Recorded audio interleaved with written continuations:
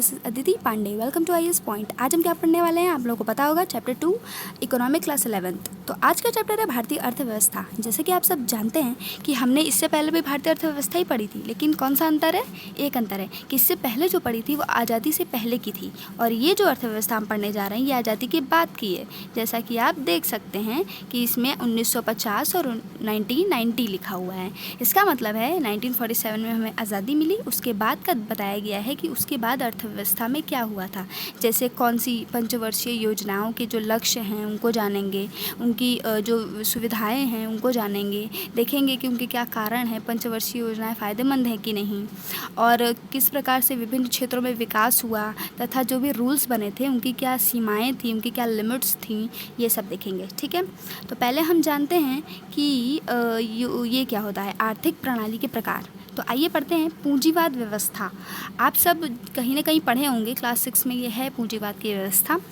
तो मैं आपको बताती हूँ कि क्या होता है। पूंजीवाद की व्यवस्था मतलब ये होता है कि उन्हीं चीज़ों को बाज़ार में लाया जाता है जिनकी मांग होती है, यानी जो चीज़ें जिनकी बहुमत होती है एक्सेट्रा, आप जान सकते हैं, जिनकी मांग होती है, जिन्हें लोग पसंद करते हैं, उन्हीं चीज़ों को मार्केट में बेचा जाता है, उन्हीं चीज़ की उत्पादन क्षमता को बढ़ा दिया जाता है। जैसे जब भी आप अपने घर वालों के लिए समोसे लेने जाते हैं, मतलब कुछ भी लेने जाते हैं, तो आप यही सोचते हैं ना कि हाँ, घर में ज़्यादातर लोगों को जो चीज़ें पसंद है वही लेके चलें। जैसे अगर सबको समोसे पसंद है तो वही लेके चलें। तो इसलिए अगर हम लोग को, जैसे आप फेसबुक पे कोई भी वीडियो देख लिए, मान लीजिए आप यूट्यूब पे कोई भी वीडियो देखे एक चैनल का, और आप 5-6 वीडियोस देख लिए, तो फिर वही वीडियो ट्रेंडिंग में भी आने लगता है। हाँ, तो इसे ही कहते हैं पूंजीवाद अर्थव्यवस्था। ठीक है, क्योंकि आपकी जो पसंद है, आपके पसंद के अनुसार ही आपको वो चीज़ें प्रोवाइड करवाई जाती हैं, और इसमें ऐसा कोई रूल नहीं होता कि ये सबको मिलेगा, ये सिर्फ उन्हीं को मिलता है जिनकी क्षमता है। ये जनधन खाता योजना नहीं है कि पूरा देश खोलवा के बैठ जाएगा। ये एसबीआई बैंक की अपना अकाउंट है, जो आपको अगर ज़रूरत है, आपको चाहिए तो आप खुलवाएंगे। ठीक है, ये नहीं कि जनधन खाता है तो पूरे देश के लोग उठ के चल दिए, सभी का खाता खुल गया, बच्चे से लेकर बूढ़े तक का। ये जो वो वाली व्यवस्था है उसे सामाजिक अर्थव्यवस्था कहते हैं। और ये जो पूंजीवाद अर्थव्यवस्था होती है उसमें अगर आपको ज़रूरत है, अगर आपको चाहिए, आप अपनी ज़रूरत के हिसाब से अपनी क्षमताओं के अनुसार अपनी चीज़ों को लेते हैं। ठीक है, अब देखते हैं योजनाएं क्या होती हैं। योजनाओं का इंग्लिश क्या होता है पता है किसी को?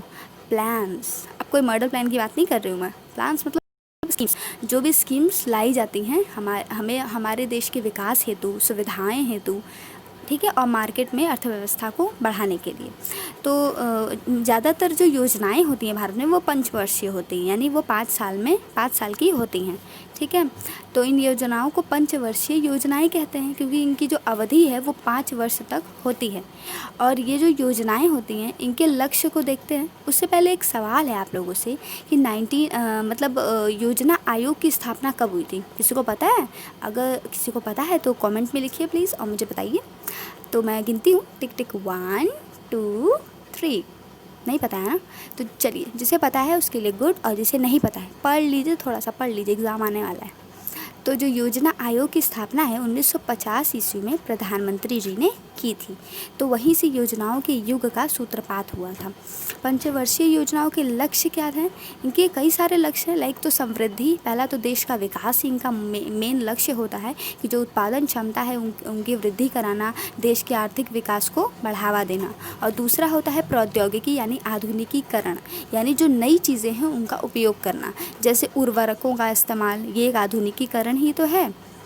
उर्वरकों का इस्तेमाल हुआ चीज़ों में, नई चीज़ों का इस्तेमाल करके नई मशीनों का उपयोग किया गया। आपने अभी कभी किसी को देखा है खेत में बैल लेके खेत जोतते हुए?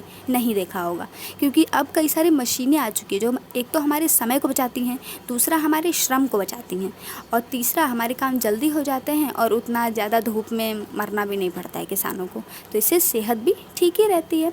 तो ये होता है आधुनिकीकरण। आप इसके एग्जाम्पल में लिख सकते हैं कि आधुनिकीकरण में खेतों के लिए कई सारी मशीनों का निर्माण किया गया जो हमारे लिए आवश्यक थी। ठीक है, तथा एक और भी आधुनिकीकरण हुआ है देश में कि नारियों को पुरुषों के बराबर सम्मान मिलना चाहिए। अब नारियों को पुरुषों के बिल्कुल बराबर ही सम्मान मिलता है। जैसे जितना सम्मान नारी को मिलता है उतना ही सम्मान पुरुष को दिया जाता है। क्यों दिया जाता है? क्योंकि यही आधुनिकीकरण है। हमारा देश आधुनिकता की ओर दिन प्रतिदिन विकास कर रहा है तथा वो विकास के पथ पर अग्रसर है। तो आपका टॉपिक यहीं पे समाप्त होता है। अब हम कल यहीं से रीडिंग कंटिन्यू करेंगे, और जिसने अभी तक नहीं पढ़ा है फर्स्ट चैप्टर वो हमारे हमारे वीडियो को देख सकते हैं, उसका लिंक सर ने नीचे दे दिया होगा। एंड अगर आपको ये वीडियो पसंद आई हो तो इसे क्या करना है पता है ना, लाइक कर दीजिएगा एंड चैनल को सब्सक्राइब कर दीजिएगा। Thank you so much, bye.